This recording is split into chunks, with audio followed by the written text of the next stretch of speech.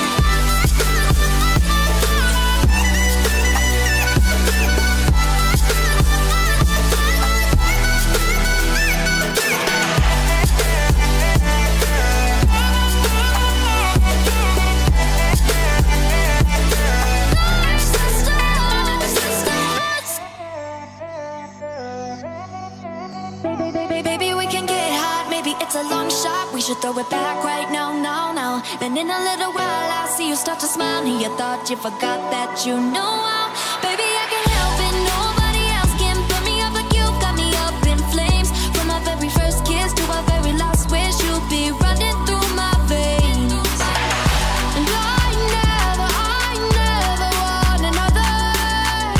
Come back to me, my lover.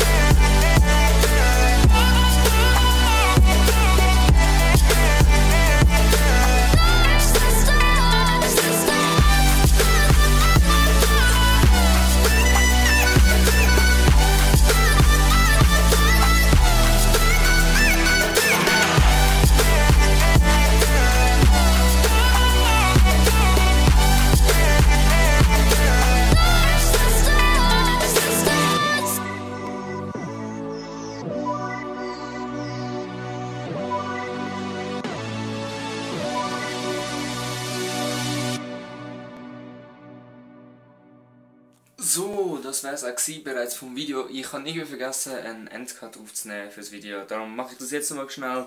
Wir haben nachher noch so viele spannende Sachen gemacht. Wir sind noch Meckes und nachher eigentlich heimgefahren. Aber viel spannender ist jetzt das, was ich jetzt noch sagen habe. Bist du ein kleiner Schweizer Creator oder ein grösser Creator und hast du Lust, mal andere Leute zu treffen? Dann melde dich doch unten dran. In der Beschreibung habe ich einen Link hingepackt. Wir sind zusammen am 21. April im Skillspark unterwegs mit anderen Creators zum geile Sachen erleben, und ja, melde dich doch an, wenn du Lust hast. Ich würde sagen, das war es mit dem Vlog. Ich hoffe, es hat euch gefallen. Schaut unbedingt in der Beschreibung alles durch und bleibt dran. Vielleicht gibt es noch irgendeinen kleinen Fail, den ich noch reingeschnitten habe. Aber das wäre es für heute. Bis zum nächsten Mal. Ciao.